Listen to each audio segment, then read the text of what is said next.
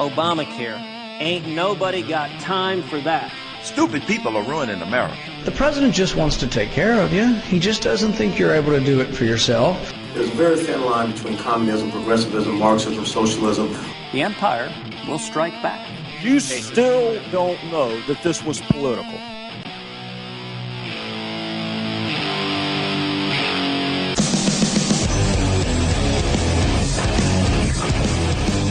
Yeah, buddy. How is it going out there, folks? This is Dustin Hoyt with another episode of America Our Way. I hope you had a great week. We've got a lot of stuff I want to cover tonight, so we're just going to jump right into it.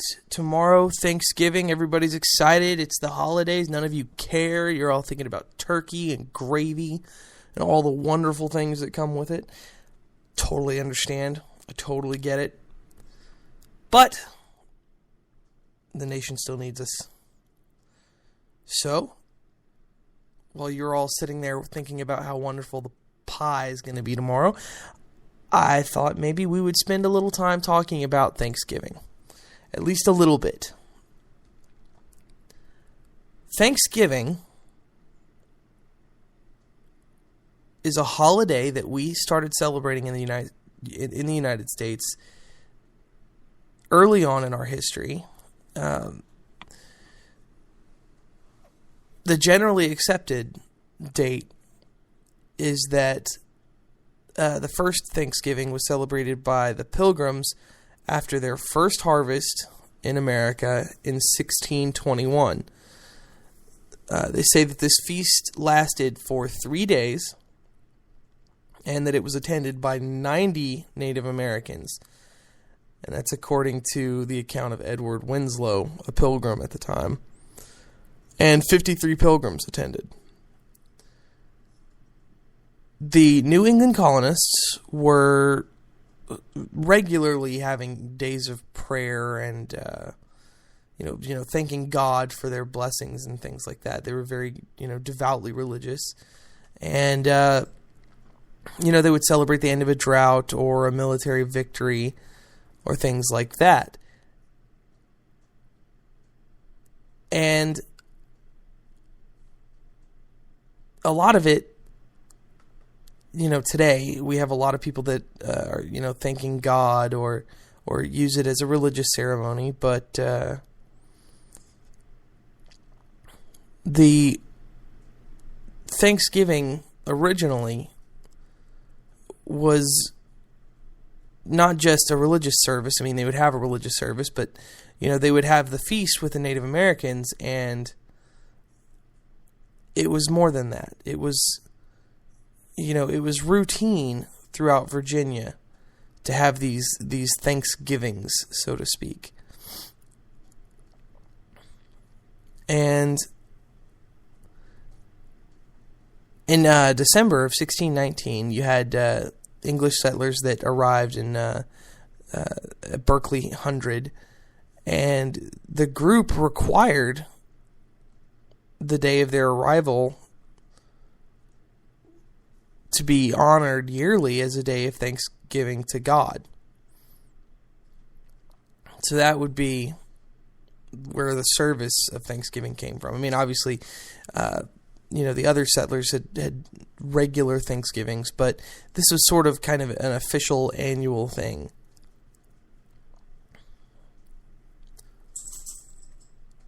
After, of course, the Indians had attacked these colonists, some of the smaller colonies, they all moved to Jamestown to make, have a more secure place to live.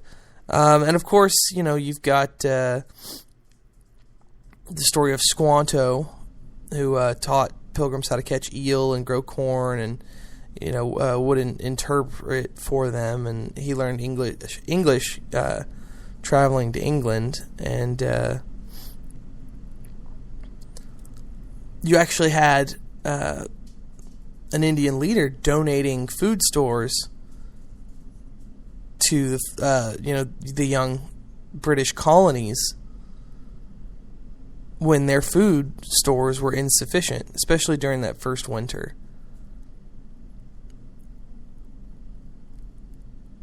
And of the first Thanksgiving in 1621 in Jamestown after their first harvest at Plymouth. We've to this day we've got 2 personal accounts of that 3-day party, so to speak, and of it's pretty important because it tells the story of these pilgrims at Plymouth and who they really were. Now, what's interesting to note is that these people who celebrated the first Thanksgiving, this first harvest, they weren't Puritans. They were not the devoutly religious pilgrims who had fled England for religious freedom in that aspect. These were separationists. They were English dissenters.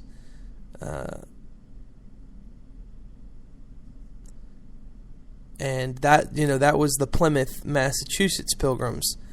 Whereas you've got the Massachusetts pilgrims who were, very devoutly religious and had their sort of own religion going on there. Now, it's really interesting to look at the story and to see what these people went through in terms of a new winter in a strange land, people freezing and starving, the hard work of learning to farm new crops in a new place, getting along with Native Americans, all of that sort of thing. Back then, the colony had different jobs for people. A lot of people were employed in fishing for cod and bass, and they would store it, and everybody would have like their store of salted fish, and then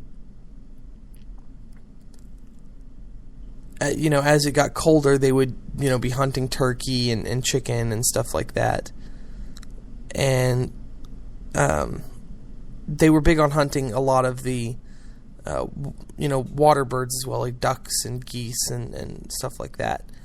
And turkey was a big deal. I mean, they took a lot of turkey and deer, and so that's sort of where the notion of the turkey comes from, because the pilgrims at the time took a lot of these wild turkeys to feast on.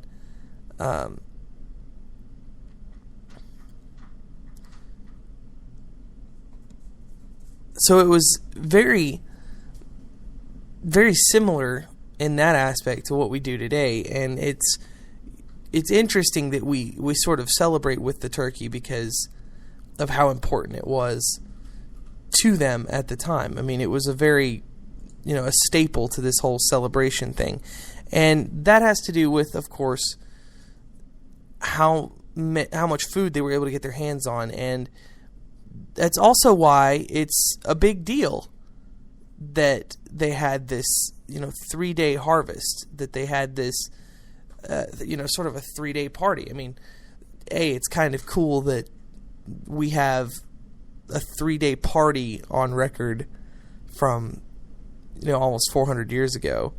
So I mean, a party so legendary, we're hearing about it, centuries later. It's pretty cool. But not only that, it's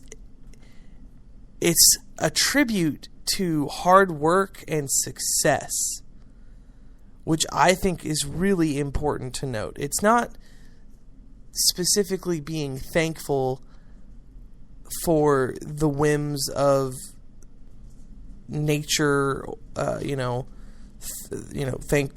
that there wasn't a drought, thankful there wasn't a flood or a fire or things like that to destroy the harvest. It's more about looking at their hard work and being proud of what they've done. I mean, after they were harvesting all of the food, they obviously would have a lot of extra because they can't store it all. But these people gathered together and took pleasure in the fruits of their labor for 3 days. And they shared it with the Native Americans, and they all partook of each other's bounty.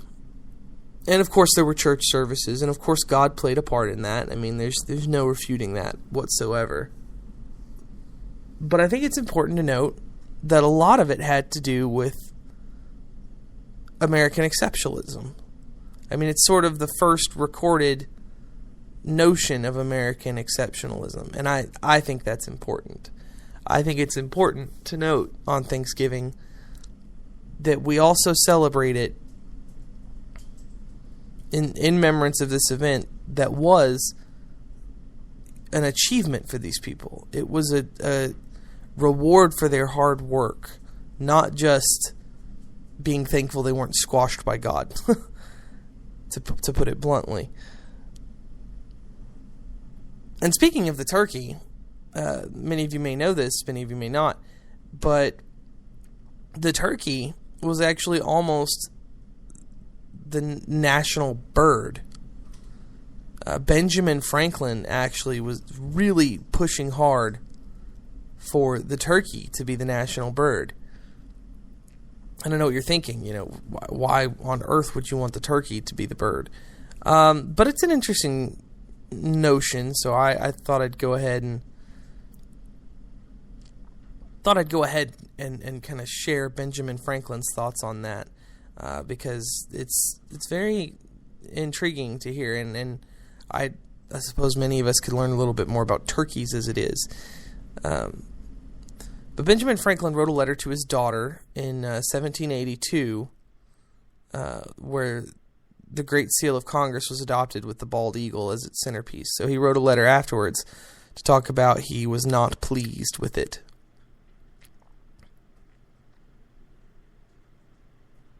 But what he said was, "For my own part, I wish the bald eagle had not been chosen the representative of our country. He is a bird of bad moral character. He does not give his living honestly. You may have seen him perched on some dead tree near the river, where, too lazy to fish for himself, he watches the labor of the fishing hawk, and when the diligent bird has at length taken a fish and is bearing it to his nest for the support of his mate and young ones, the bald eagle pursues him and takes it from him. With all this injustice, he is never in good case, but like those among men who live by sharping and robbing, he is generally poor and very often lousy. Besides, he is a rank coward. The little kingbird, not bigger than a sparrow, attacks him boldly and drives him out of the district. He is therefore by no means a proper emblem of the brave and honest Cincinnati of America, who have driven all the kingbirds from our country."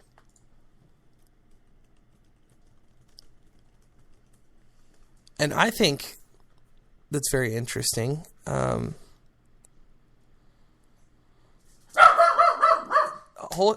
Hey, there's no commies here, Miss Audrey. Miss Audrey, there's no commies here.